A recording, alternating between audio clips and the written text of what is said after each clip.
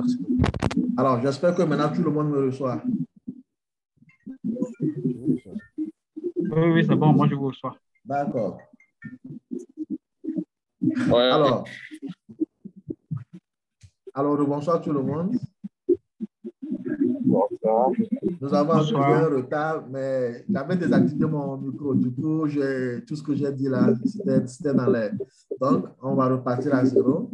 Donc, je disais que notre formation, comme convenu, va porter sur deux aspects. Dans un premier temps, nous allons voir comment créer un site Internet. Et dans la seconde partie, nous allons voir comment créer des comptes sur des réseaux sociaux de façon professionnelle. Nous prions Monsieur Google Pixel 3X d'arrêter le son parce qu'il y a un son derrière lui. S'il vous plaît, merci de couper votre son.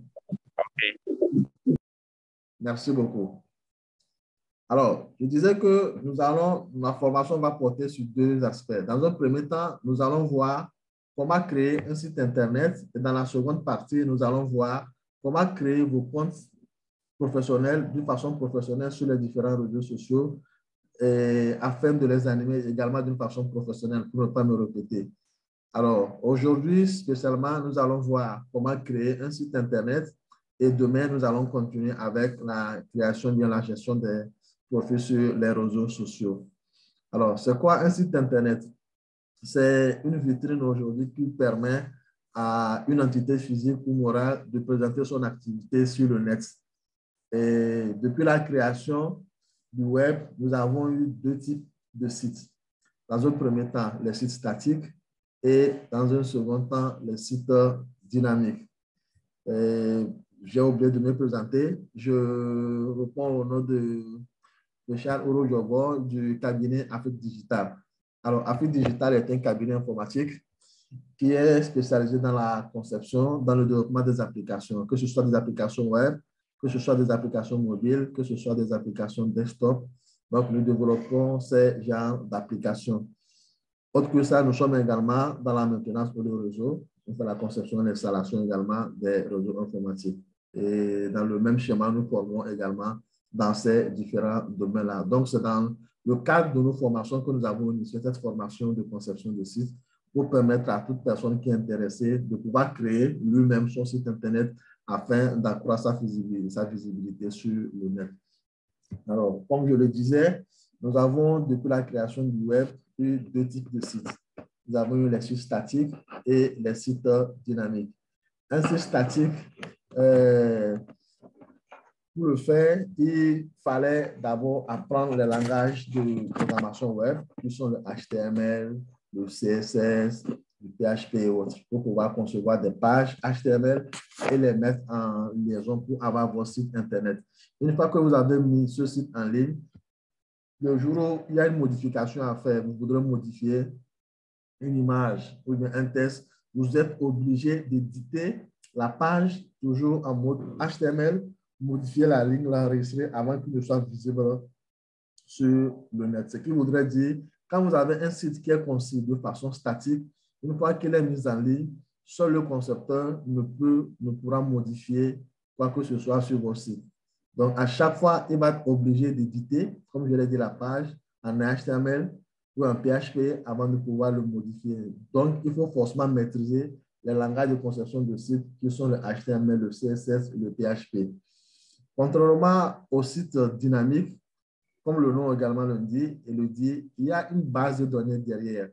Donc, c'est cette base de données, en fait, c'est dans cette base que toutes les informations de votre site Internet sont enregistrées. Donc, c'est les informations contenues dans la base de données, en fait, qui sont affichées sur vos différentes pages. Du coup, quand il y a une modification à faire, on ne modifie pas, en fait, directement la page HTML, mais c'est plutôt les données qui sont enregistrées dans la base qu'on modifie et qui met à jour automatiquement les informations qui sont affichées sur notre site. Donc, dans le cas de la conception des sites dynamiques, également, le HTML, le CSS, le PHP interviennent. Mais aujourd'hui, ça a encore évolué. Aujourd'hui, nous avons la possibilité de créer un site Internet sans avoir à maîtriser forcément le HTML, le CSS ou bien le PHP avec ce qu'on appelle les gestionnaires de contenu. Et parmi ces gestionnaires de contenu, nous avons Joomla, nous avons WordPress, nous avons plein. Mais aujourd'hui, dans le classement, WordPress est le meilleur, le plus utilisé dans la création des sites Internet. Donc, dans le cadre de cette formation également, nous avons choisi WordPress pour pouvoir faire notre formation. Donc, avec les CMS, comme je l'ai dit, vous n'avez plus besoin de connaître le langage HTML, vous n'avez plus besoin de connaître le langage CSS ou PHP ou MySQL pour faire votre site Internet. Il suffit juste de savoir comment utiliser le gestionnaire de contenu qui va vous créer. Vous choisissez un template qui n'est rien d'autre, un site déjà préconçu que j'installe et que je personnalise selon la façon dont je veux présenter mon site. Et les templates, comme je l'ai dit, c'est le template en fait qui définit l'architecture ou le design de votre site. Donc, il y en a des milliers en fonction de votre type d'activité ou bien en fonction de votre inspiration. Vous allez choisir le template et le personnaliser en fonction de ce que vous voudrez faire. Donc, c'est ce que nous allons voir au cours de cette formation.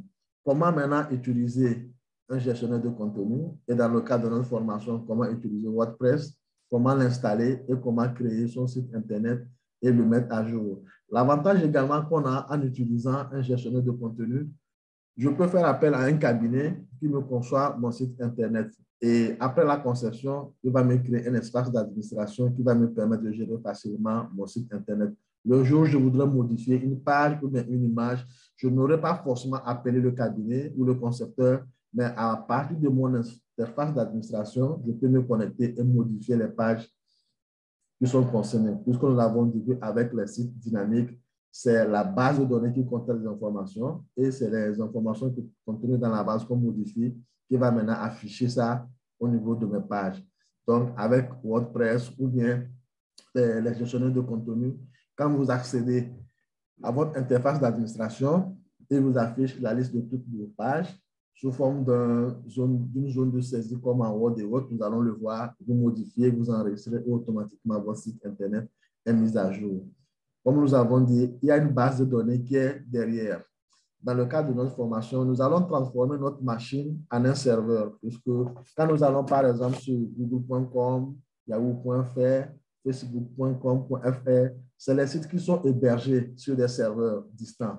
Dans notre cas, nous allons transformer notre machine locale en un serveur qui va comporter notre site Internet. C'est pour cela que nous avons demandé de télécharger l'application Laragon, non seulement qui va nous permettre de créer notre base de données, qui va contenir notre site, également qui va nous servir de serveur web, qui va nous permettre d'afficher les données de notre site Internet. Donc, dans un premier temps, nous allons voir comment installer Laragon et comment créer la base de données et installer WordPress. Alors, l'installation de Laragon, c'est très simple. J'espère que tout le monde a réussi à le télécharger. Une fois que c'est téléchargé, c'est tout comme tout autre logiciel. Vous double-cliquez, vous lancez, vous faites suivant jusqu'à la fin du processus. Il n'y a rien d'extraordinaire de l'installation. Comme je l'ai dit, c'est suivant jusqu'à la fin du processus. Alors, une fois que vous finissez d'installer Laragon, normalement sur votre bureau, vous aurez son icône là, Laragon, comme vous l'avez ici sur mon bureau. Donc, je le double-clique. Alors, moi, je l'ai minimisé. Donc, j'ai plutôt configuré un démarrage automatique. Quand vous double-cliquez sur Laragon,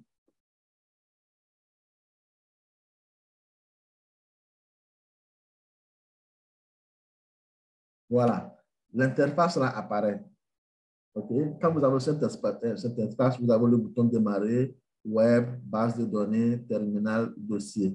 Alors, comme je l'ai dit, c'est Laragon qui va transformer notre machine en un serveur web. Alors, quand je dis qu'il va transformer votre machine en un serveur web, ne vous inquiétez pas, il n'y a aucun dommage, il n'exploite pas assez de ressources, c'est juste, il nous permet d'avoir un serveur web afin de tourner tous nos sites Internet. Donc, pour fonctionner, il a besoin de deux services. Il y a ce qu'on appelle Apache et puis le serveur MySQL. Donc, quand je clique sur démarrer, vous allez remarquer qu'effectivement, il me demande deux services. Il y a Apache qui est démarré, qui permet d'afficher les pages d'un site Internet, et MySQL qui nous permet de créer la base de données. Donc, dans un premier temps, je dois créer ma base de données et l'associer maintenant à mon site. Donc, je clique sur base de données. Je fais ouvrir. Voilà. Et là, dans la colonne droite, il va vous afficher en fait la liste de toutes vos bases de données. Bon, par défaut, il y a information, schéma, 6 qui sont créés automatiquement. Le reste, c'est les bases de données que vous aurez créées. Alors, ce que nous allons faire, nous allons créer une base de données que nous allons appeler formation. OK? Donc, là où il y a DB, je clique dessus, je fais clic droit, créer une nouvelle base de données. Je vais l'appeler formation. Et OK. Donc, vous allez voir que dans cette liste, là, voilà, j'ai base de données formation. Donc, ça, j'ai fini l'étape de création de la base de données. J'ai fini avec ça. Je n'ai plus rien d'autre à faire. Je ferme ça tranquillement. Je peux même fermer l'Aragon si je veux. Alors, après la création de la base de données, nous allons maintenant créer le dossier qui va contenir notre site Internet. Alors, après l'installation de l'Aragon, quand vous allez sur le disque C, disque local C, vous avez un dossier l'Aragon. OK? Et j'ai un dossier www. Alors, comme je l'ai dit, nous avons transformé notre machine en un serveur web, n'est-ce pas? Comme je l'ai dit, un serveur web, c'est les serveurs qui vont contenir nos sites Internet. C'est un exemple que je donne. Hein. Si je prends par exemple Yahoo, Yahoo a un serveur qui permet d'héberger son site Internet. Le même serveur peut héberger en fait plusieurs sites. OK? Donc, ce qui fait que c'est juste des dossiers qu'on crée qui comportent le nom du site et on met les dossiers et les fichiers de ce site là-dedans. Donc, dans le dossier l'Aragon, il y a un dossier www. Ce dossier-là, c'est le dossier-là qui va comporter en fait la liste de tous les sites qui sont hébergés sur votre serveur. Bon, dans mon cas, vous voyez, bon, tout ça, c'est les sites que moi j'ai déjà créés qui sont hébergés sur mon serveur l'Aragon. Donc, puisque nous voulons créer un nouveau site, je vais créer un dossier formation ou directement, je peux le faire. Je crée un dossier que je vais appeler formation.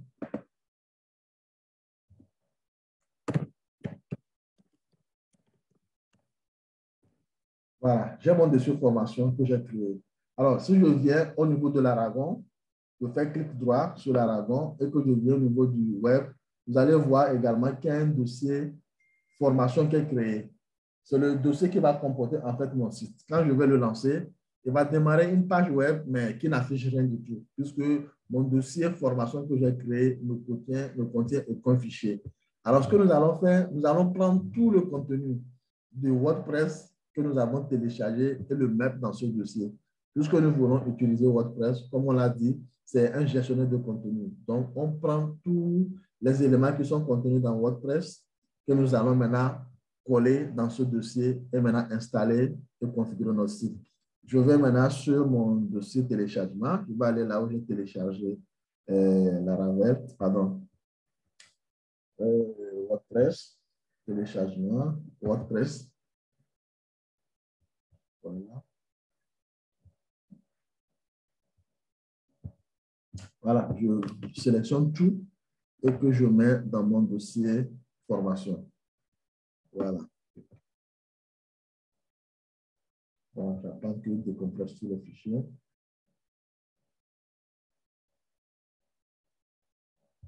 Et c'est bon. Je peux donc former ce dossier.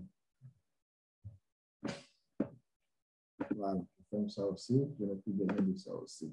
Alors, j'ai copié tout le contenu de WordPress que j'ai collé dans mon dossier formation que j'ai créé sur mon serveur web. Pour la première fois, quand je vais relancer